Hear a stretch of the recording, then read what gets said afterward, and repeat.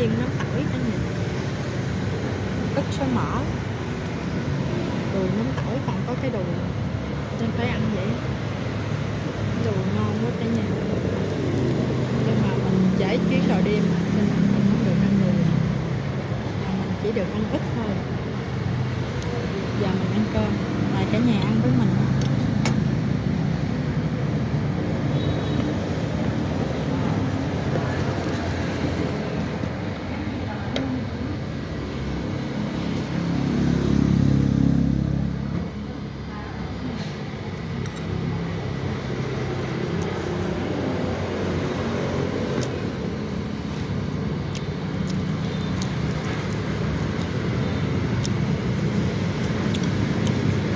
Ăn tại chỗ quá cả nhà, không mua về á.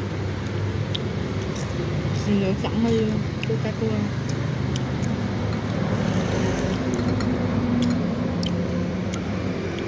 Chấm tư.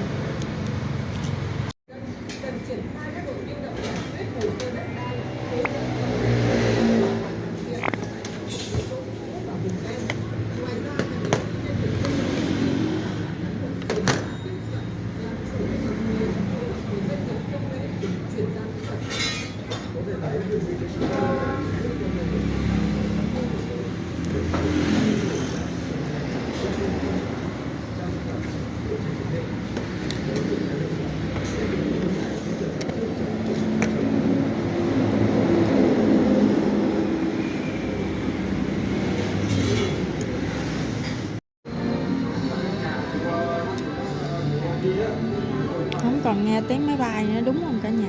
Hết bài rồi.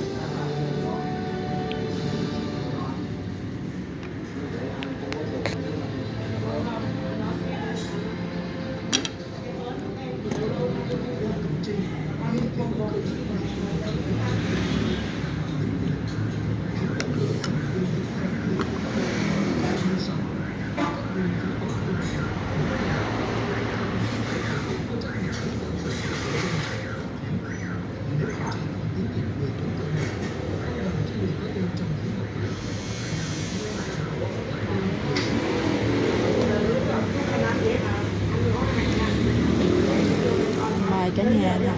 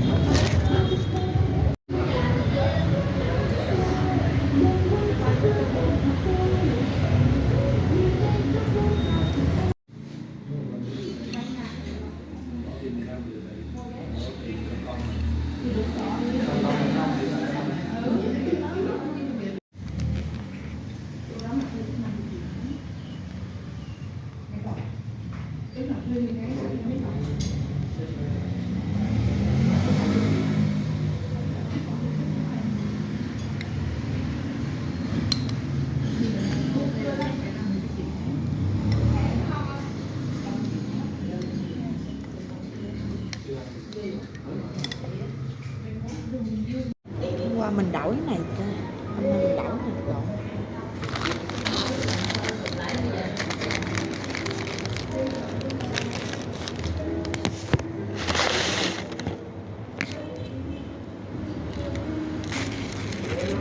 Không biết sao nước không đó cái này.